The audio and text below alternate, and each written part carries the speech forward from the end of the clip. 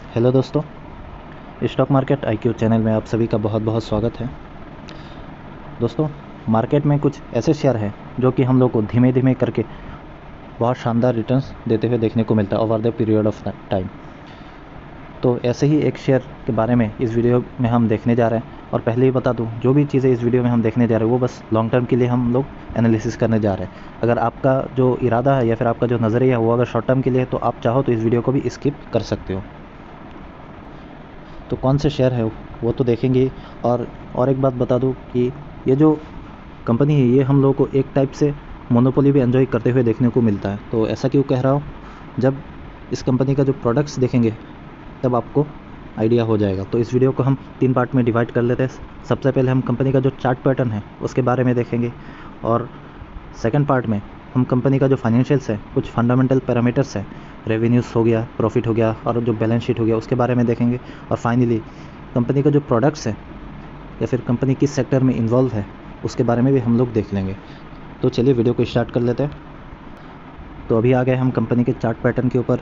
जैसे कि देख सकते हैं फ़िलहाल ये हम लोग को 1700 के आसपास देखने को मिल रहा। और जैसे कि मैंने कहा, ये हम लोग को धीरे धीरे करके बहुत शानदार रिटर्न्स देते हुए देखने को मिलता है over the period of time.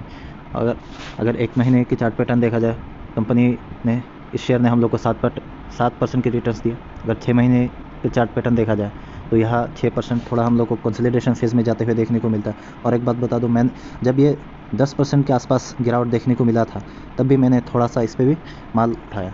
और अगर 1 साल की चार्ट पैटर्न देखा जाए तो 28%, और अगर 5 साल का देखा जाए तो 100%। तो जैसे कि आप लोग देख सकते हैं, कंपनी में ऐसा बिल्कुल स्टीप ऐसा कोई रिटर्न्स देते हुए देखने को नहीं मिला, लेकिन जैसे कि आप देख सकते हैं धीमे धीमे करके हम लोग को over the period of time बहुत शानदार रिटर्न्स देते हुए देखने को मिल रहा है। बहुत सारी स्टॉक्स आपको देखने को मिलेगा बिल्कुल जिनका चार्ट पैटर्न ऐसा है, और उसमें अगर गिरावट होती है तब भी हम लोग को 30% 40% ऐसा भी कुछ शेयर में गिरावट देखने को मिलता है। और लेकिन इस शेयर में जैसे कि आप देख सकते हैं थोड़ा थोड़ा गिरावट, और फिर लेकिन over the period of time हम लोग को बहुत शानदार रिटर्न्स देते हुए देखने को मिल रहा है। और जब कोविड पीरियड में, यानी मार्च में जब कोविड स्टार्ट हुआ था, उस टाइम भी जब पूरा जो निफ्टी है या फिर सेंसेक्स है या फिर बहुत सारे जो मिड कैप या फिर लार्ज कैप कुछ शेयर है जिस पे हम लोग को 40 से लेके 45% इतना गिरावट देखने को मिल रहा था, उस वक्त भी इस शेयर में हम लोग को बस 20 से 22% गिरावट ही देखने को मिल रही थी। जैसे कि थोड़ा यहाँ, जी हाँ, यहाँ देख सकते हैं। ओके, जैसे कि यहाँ देख सकते हैं जब मार्च वाला जो पीरियड था, जब कोविड स्टार्ट हो रहा तब भी ये बस 20 से लेकर 22% ही हम लोग को गिरते हुए देखने को मिल रहा था। तो ज़्यादा गिरावट भी इसमें देखने को नहीं मिल रही थी उस टाइम भी। और अगर मैक्सिमम चार्ट पैटर्न देखा जाए तो देख सकते हैं कंपनी धीमे धीमे करके over the period of time बहुत शानदार रिटर्न्स देते हुए देखने को मिल रहा है, जैसे कि यहाँ आप देख सकते हैं। तो आप चाहो तो इसके ऊपर फोकस रख सकते हैं। हम लोग को ऐसे ही शेयर चाहिए जो कि हम लोग को कंसिस्टेंटली रिटर्न्स देते हुए देखने को मिलता है। ऐसे शेयर से आप लोग जो है अपना पोर्टफोलियो जो है उसको भी थोड़ा सुरक्षित रख सकते हो। कुछ शेयर ऐसे देखने को मिलता है, मिड कैप हो गया या फिर स्मॉल कैप, जिसमें बहुत शानदार तेज़ी देखने को मिली, उसी तरीके से उनमें बहुत ज़्यादा जो है गिरावट भी देखने को मिलता है अगर जब मार्केट गिरता है। तो आप चाहो तो इसके ऊपर भी फोकस रख सकते हैं। और अभी कंपनी का जो बैलेंस शीट है या फिर फंडामेंटल्स है उसके बारे में देख लेते हैं। तो जैसे कि यहाँ आप देख सकते हैं कंपनी का जो टोटल मार्केट कैप है वो है 46,000, यानी आप कह सकते हैं ये एक लार्ज कैप कंपनी है। और अगर पीई रेशियो देखा जाए, इंडस्ट्री पीई जो रेशियो है वो 62 है, और इस कंपनी का या फिर इस शेयर का जो पीई रेशियो है वो 44 है। तो इस तरह से थोड़ा कह सकते हैं ये अभी तक तो हम लोग को थोड़ा अंडर वैल्यूड ही नज़र आ रहा है। तो अभी कंपनी का जो रेवेन्यूज़ है उसको देख लेते हैं। तो अभी आ गए हम कंपनी के रेवेन्यूज़ के ऊपर। सबसे पहले जो एनुअल रेवेन्यू है उसके बारे में देख लेते हैं। तो जैसे कि यहाँ देख सकते हैं कंपनी का जो रेवेन्यूज़ है वो हम लोग को कंसिस्टेंटली धीमे धीमे करके बहुत तेज़ी से तो नहीं लेकिन धीमे धीमे करके ग्रो होते हुए देखने को मिल रहा है। अगर नेट प्रॉफिट देखेंगे उस पर भी देख सकते हैं कि धीमे धीमे करके नेट प्रॉफिट में भी हम लोग को ग्रोथ नज़र आ रही है। अगर क्वार्टरली देखा जाए तो क्वार्टरली देख सकते हैं जो मार्च वाला अभी जो रिज़ल्ट आया इस पर भी कंपनी का जो रेवेन्यूज़ है ईयर ऑन ईयर तो हम लोग को ग्रोथ देखने को मिल रही है। और अगर क्वार्टर ऑन क्वार्टर भी देखेंगे उसमें भी ग्रोथ है, इनलाइन ही कह सकते हैं। और अगर नेट प्रॉफिट देखेंगे तो year on year, quarter on quarter growth है। और अगर ईयर ऑन ईयर भी देखेंगे उस पर भी कंपनी का जो प्रॉफिट है वो भी हम लोग को बहुत शानदार तरीके से ग्रो होते हुए देखने को मिल रहा है। और अभी कंपनी का जो प्रॉफिट मार्जिन है उसके बारे में देख लेंगे। ये जो रेशियो है नेट प्रॉफिट मार्जिन, वो हम लोग को जनरली जो रिटेलर्स है वो इस चीज़ को इग्नोर करते हुए देखने को मिलता है, लेकिन ये भी बहुत इंपॉर्टेंट पैरामीटर है। तो जैसे कि देख सकते 2017 में कंपनी का जो ग्रॉस प्रॉफिट मार्जिन था वो 24%, 18 में 27%, 19 में 28%, 20 में 27% और 21 में 31%। तो कंपनी का जो ग्रॉस प्रॉफिट मार्जिन वो भी बहुत अच्छी तरीके से ग्रो होते हुए देखने को मिला। और अगर नेट प्रॉफिट मार्जिन देखेंगे तो 14%, 16, 17%, 18%, 21%। तो ठीक है, कंपनी का जो नेट प्रॉफिट मार्जिन है वो भी बहुत अच्छी तरीके से ग्रो होते हुए हम लोग को देखने को मिल रहा है। तो बहुत अच्छा साइन है, ऐसा बोल सकते हैं। अभी कंपनी का जो बैलेंस शीट है उसके बारे में देख लेते हैं। ओके, अभी आ गए हम कंपनी के रिजर्व्स के ऊपर। तो यहाँ जैसे कि देख सकते हैं, ओके 2019, 20, 21। तो कंपनी का जो रिजर्व्स हैं उसको देख सकते 1400, 1500 और 1100। तो कंपनी के पास फ़िलहाल 1100 के आसपास रिजर्व्स है। और अगर लॉन्ग टर्म बोरिंग्स देखेंगे तो एक भी रुपये कर्जा नहीं है फ़िलहाल। बीच में 77 करोड़ कर्जा था, लेकिन वो फ़ौरन जो है कंपनी ने उसको भी पे कर दिया। तो इससे हम लोग को जो मैनेजमेंट है कंपनी का, उनका जो प्रायोरिटी है उसके बारे में हम लोग थोड़ा आइडिया लगा सकते हैं। क्योंकि कंपनी के पास जब बोरोइंग्स नहीं होगा तो कंपनी का जो प्रॉफिट है वो ऑटोमेटिकली जंप हो जाता है। ऑब्वियसली बोरोइंग्स होना कोई या फिर कर्जा लेना कोई बुरी बात नहीं है, बस उसको प्रोडक्टिव काम में यूज़ करना चाहिए।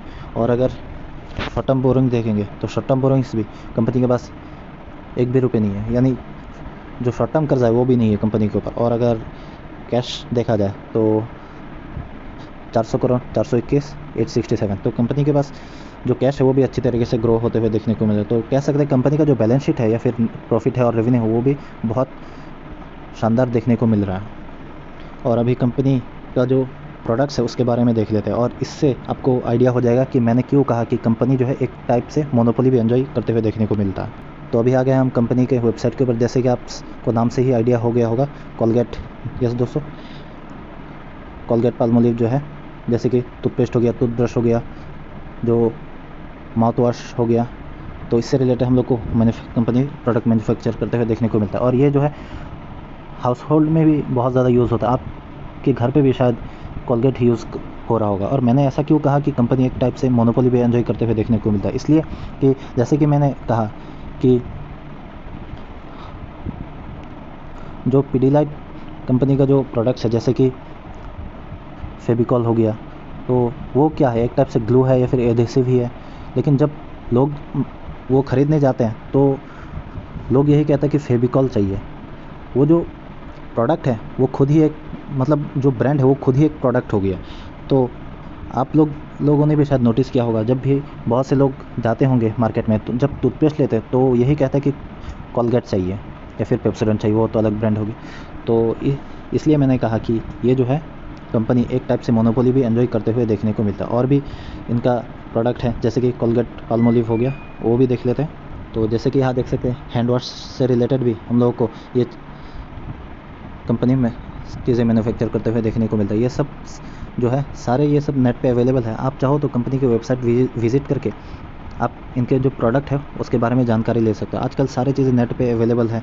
आप किस कंपनी में निवेश कर रहे हो उसके बारे में आपको आइडिया तो हो कि कंपनी का मेन प्रोडक्ट क्या है या फिर कंपनी किस सेक्टर से रिलेटेड है, ये सब आपको आइडिया तो हो। आजकल सारी चीज़ें नेट पे अवेलेबल है। आप चाहो तो सर्च करके और डीपली स्टडी कर सकते हो। जैसे कि यहाँ देख सकते हैं बहुत सारे प्रोडक्ट हैं। और अभी कंपनी का जो नाम आपको तो पता हो ही गया होगा, कोलगेट से रिलेटेड है। जैसे कि यहाँ देख सकते हैं NSE में कोलपाल से ये लिस्टेड है, और कोलगेट पाल्मोलिव इंडिया। तो जैसे कि मैंने कहा कि आपको इस कंपनी से बहुत ज़्यादा जो है एक्सपेक्टेशन तो नहीं रखनी चाहिए कि बहुत तेज़ी से आपको जो है रिटर्न्स मिले। लेकिन जैसे कि मैंने कहा कंपनी का जो रेवेन्यू है या फिर प्रॉफिट है वो भी हम लोग को धीमे धीमे करके ही बहुत तेज़ी से ग्रो, मतलब तेज़ी से तो नहीं लेकिन धीमे धीमे करके बहुत शानदार तरीके से ग्रो होते हुए देखने को मिला। और कंपनी का चार्ट पैटर्न देख के भी आप आइडिया लगा सकते हो कि कंपनी भले ही थोड़ा कंपैरेटिवली स्लो हम लोग को रिटर्न्स देते हुए देखने को मिलता है, लेकिन कंपनी में over the period of time आपको जो है बहुत शानदार रिटर्न्स देखने को मिल सकता है। और जब भी इस पर 10%, 12% गिरावट हो, आप चाहो तो SIP मोड पे भी धीमे धीमे करके थोड़ा माल उठा सकते हो। और एक बात बता दो कि अगर आपको इन्वेस्ट करना हो इस पर तो आपको लॉन्ग टर्म खेलना पड़ेगा। क्योंकि शॉर्ट टर्म में ज़्यादा रिटर्न्स नहीं मिलेगा आपको। और कभी भी लमसम आपको जो है इन्वेस्ट नहीं करना है, क्योंकि वैसे भी अभी जो है फ़िलहाल मार्केट बिल्कुल टॉप पे है। तो अभी अगर आप लमसम इन्वेस्ट करते हो तो नुकसान आप ही को हो सकता है। तो SIP मोड पे आप चाहो तो इन्वेस्ट धीरे धीरे माल उठा सकते हो। तो फाइनली यही कहूँगा कि जब भी इन्वेस्ट करना हो आप जो है खुद का भी आपका एनालिसिस होना चाहिए। ऐसा नहीं कि किसी वीडियो में देख लिया और उसी के बेसिस पे आप जाके इन्वेस्ट कर लो, ऐसा बिल्कुल भी नहीं होना चाहिए, क्योंकि नुकसान होगा तो आप ही को होगा और प्रॉफिट होगा तब भी आप ही को होगा। इसलिए थोड़ा खुद से भी एनालिसिस कीजिए। तो आज के वीडियो में इतना ही है। मिलते हैं आपसे नेक्स्ट वीडियो में। जय हिंद।